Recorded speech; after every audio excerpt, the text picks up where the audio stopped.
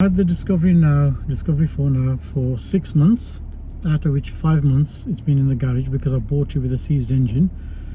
In October I bought another engine for it, late October, and it turned out to be a engine which was also knocking, even though the person told me categorically that it's not knocking, it's a really good engine and blah blah blah blah. Took the money off me, delivered the engine was knocking. When I confronted him, he became really nasty and said the mechanic didn't put any oil in it and it was the mechanic's fault, not his fault. And anyway, I've named the engine after him, Sebastian. I'm waiting to pick that engine up from the garage after they took it back out. They've replaced it now with a low mileage, I think it's about 62,000 miles, from a Jaguar. Now this engine is perfect. It's quiet, it's smooth, it had service history with it. So I had a choice when Sebastian basically saw me the engine which was not working. As the mechanic said, he said, you might as well just scrap it, you know, the engine's knocking, you're already losing money, so the best thing is just scrap the car. So I thought, okay, let's look at it. The car was clean, there's hardly any scratches on it, interior is immaculate, you know, the seats are really clean, it's like somebody had looked after it. So I thought, well, it looks like the car's been looked after. I'm already £4,500 in it without even putting the money I spent on buying the car and the towing costs. So I said to him, no, I'd rather put some more money in, get another engine. So Oman Motors basically contacted another friend of theirs, Yanni Motors, and told them about me and needing an engine. So they sourced a new engine, not a new engine but a 62,000 mile engine for me excuse me, and basically told me this is the price. It was £3,500 fitted, with a month warranty. Do you want it? I said, yeah, go ahead with it, I'll take it.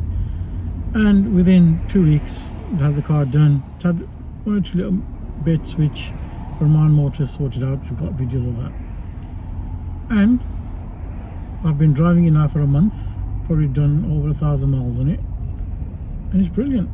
The engine is smooth, the car drives really nice, it's good. I've got a few problems with it, but before I tell you about those, let me tell you about what I found out. So the car, when I bought it, had no history. The guy said there's no history with it, this is it.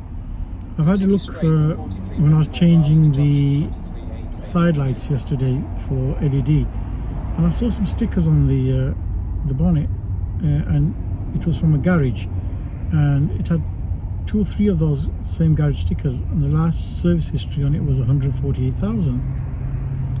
So I'm thinking tomorrow I'll contact the garage and see what history they have got. I've got a recall tomorrow with Land Rover for the tow bar, and I'll see whether they've got any history on it as well, and see if I can get the history for this car. So I think that was a really good thing. The other thing I noticed when I was doing a total car check was that up until last year, when the engine had seized, there's only one owner. The car had the same owner until 2025, and then between March 2025 up until when I bought it in September, late September 2025, it had another 3 owners.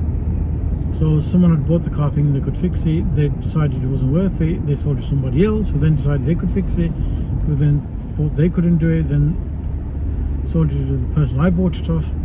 So technically speaking, I think it has only got me as a second owner, because the car didn't do much mileage after the MOT in March, April. So I think that was a good thing as well. Right, so how does it drive after a month of driving? First impressions, really nice. It's comfortable, not as comfortable as the L322 Supercharge I've got.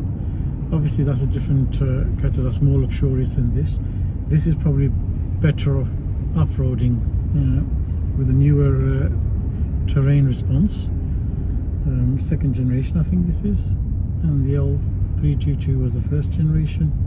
Response same as the Discovery 3. Now, what do I need to do on it? Very, very minor things.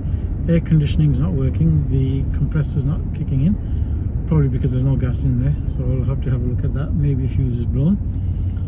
The side mirrors, the exterior mirrors, sorry, they're not working at all. They're not coming in. They're not going up, down, left, right.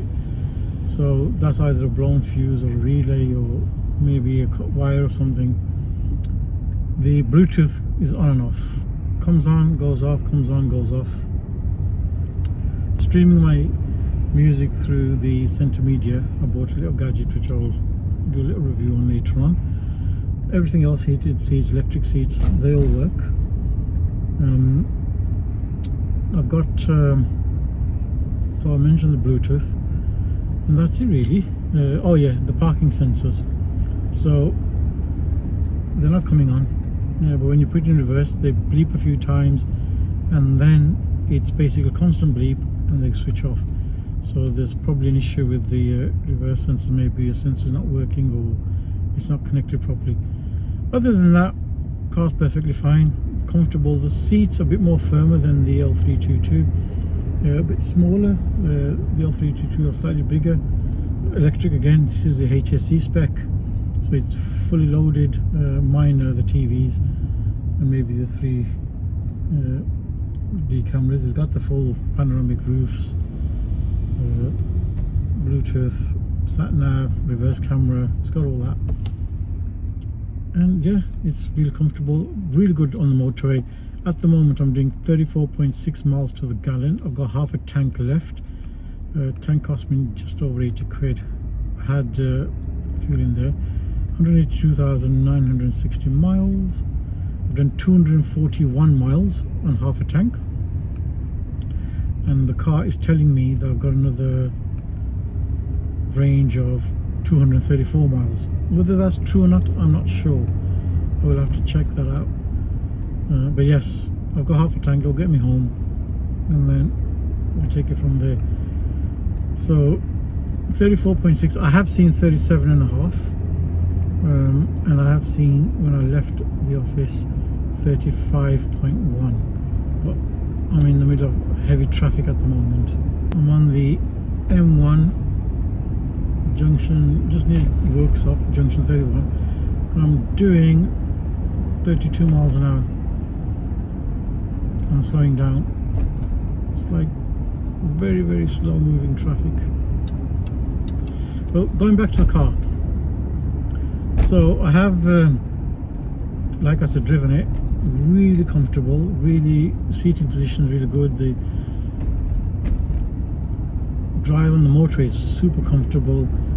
You can feel the bumps when you go over potholes and stuff like that. Again, with the L322 you could feel the same, but not as bad. I have an intention of taking this off-roading maybe in a couple of weeks, so I'll do another video of my first ever off-road trip and see how that works out. I want to try to do it bog standard, in the standard tyres, standard everything. Obviously I'll use a terrain response it's got, but the tyres and everything else will be standard, and then I'll see if I need any upgrades on that. I've not driven it fast. It's not one of those cars that you drive really fast. Obviously I'm new to it, so I'm very careful in the way I drive it. I always put cruise control on the motorway, just cruise it all the way. It's really, really comfortable. I'm not tired at the end of the journey, so it's good. The armchair seats, they're good as well. I particularly like this armrest here, and the other one elbow here. The view is really good. The mirrors are really big, so I can get a really good view of the rear mirrors. The rear mirror over here is good. It's a decent car. My children love it. They think it's nice. They do think it's a box shape, but they don't like the shape. They like the shape of the newer cars, but I actually prefer the boxed shape.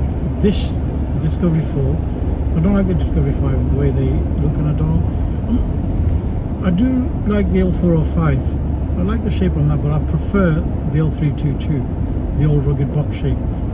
I do like those. climate control, obviously it's nice and warm, it's heated. Obviously I haven't got the air conditioning yet, so I've got to get that repaired. The buttons, very easy to use. I do like the big dials, the big buttons. Everything is right where it needs to be. Your steering controls, they're all there. Cruise control, brilliant.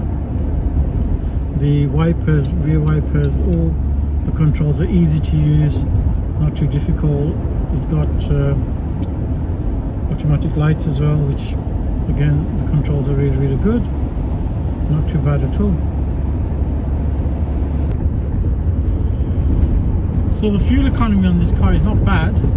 I am thinking of putting some Cataclean in there. I've heard some good reviews about it, and the reason I'm doing the Cataclean is because on the weekend I was up north visiting my 5-year-old, and we went to Pendle Hill, and on the way back the car went into restricted performance, and just putting in my normal OBD2 reader, it came up with a lot of the O2 sensor has heated up, the exhaust something has heated up, AGR has heated up.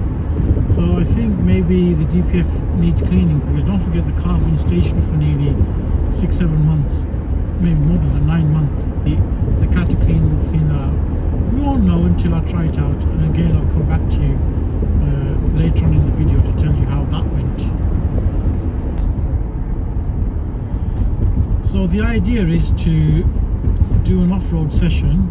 I need to get out my system to see whether I enjoy it or not, and if I do, then my son likes going to the countryside, so I think we might do a bit of overlanding on this car. Or maybe if I ever get the L322 supercharged 4.2 on the road, get that overheating problem sorted out, and maybe I'll convert that into an overlanding vehicle. But this one I think would be better because of its terrain system too. That's slightly better than the L322, the first generation. Much of a YouTuber, this is basically just me unscripted, 50 unscripted, just as it is, off the cuff. Nothing's been scripted here before. So if you do like my videos, please like and subscribe to the channel, and hopefully we'll get some more videos out later on, especially if I do go down the route of overlanding, and also any repairs I do to the car. Not big ones. I think the interesting ones are going to be the engine ones when I do the SDV6 engine rebuilds on both engines. I think that's going to be interesting because I know sweet FA about engines, but it's good to learn. And because the engines are broken anyway, the C's and the other one's knocking, it's not going to cost me any money. I'm not going to lose any money on it. I've bought the tools, the timing tools, all the spanners and sockets and all that stuff. So it could be an interesting video to see if an amateur like me can rebuild an engine. Then maybe it's something that other people need to look at, not to be scared of rebuilding the engines or looking at doing some mechanical work yourself. I mean, since November last year, I've done quite a bit of work on my cars, especially the BM F11 520 diesel. I did the coolant flange on that, which ended up doing the whole in the manifold and cleaning all the carbon out of it. So doing the servicing, I'm servicing the car myself. I'll show you the tool and the vacuum pump that I've bought that actually allows me to suck the oil out. So that's interesting. I didn't think I'd be able to do that, but I managed to do that. All the other stuff that I'm going to be doing now is like adding on a tracker and putting in some electrics in the car, some charging points in the back, putting in some new lights, maybe a roof rack, who knows, a tent on the roof, that could be an option. But there's a lot of stuff that I want to do, and it'd be good to see how I perform with that. I do like the car. If you're thinking of buying one, yes, by all means buy one. They are high maintenance, but if you do most of the work yourself, you will save yourself quite a bit of money. Like a lot of people say, the issue with these are the crankshafts, but that's only like 1 or 2% or maybe 5% of the cars. Again, it comes to not servicing them regularly. Land Rover suggest 15 to 20,000 mile services. The actual owners suggest 5 to 6,000 miles. They also suggest putting in 5W40 oil, not 5W30. A slightly thicker viscosity because of the oil dilution when the car is driving. I don't think it's much of a problem if you're changing your oil every 5,000 miles, but it's better to get a thicker oil because the cranks on these are so sensitive. It's a design flaw. So if you leave it to longer servicing, the crank or the bearings will slip, and the crank is possibility of it snapping. I think on my original engine the crank has snapped, hence why the engine has probably ceased. And on Sebastian, I think it's just basically knocking, so it just needs looking at probably rebuilding. So I am on my way to Doncaster for work, travelling in the evening. I filled up the car, already had a quarter tank, and I filled it for about 67 pounds. I've been cruising constantly at 70 miles an hour, and I've done 94.4 miles so far. Average speed is showing is 45 now. I've been cruising at 70 with the cruise control on. Now the average fuel consumption is showing us 33 miles per gallon, which is not bad considering people are saying that they get approximately 24-25 miles per gallon. I'm getting 33 on this new engine, so that's good. And instant fuel consumption is showing me at 30 miles per gallon. Distant to empty is 342 miles, and I've already done 70 plus miles. So I'm nearly at my destination, I've got another 10 miles to go. I'm staying at the HSE Park. The hotel is really nice, I've stayed there before. So I'll show you, well I can't show you much because it's going to be pretty dark, but I'll show you whatever I can. So I've just come through the gates of the compound.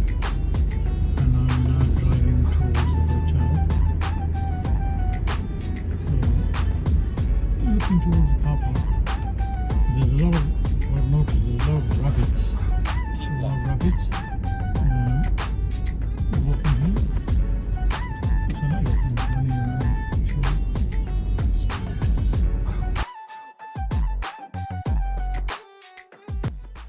Well guys, I've arrived at my destination, the HSE Wildlife Resort.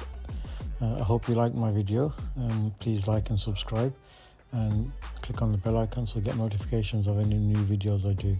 Thank you for watching.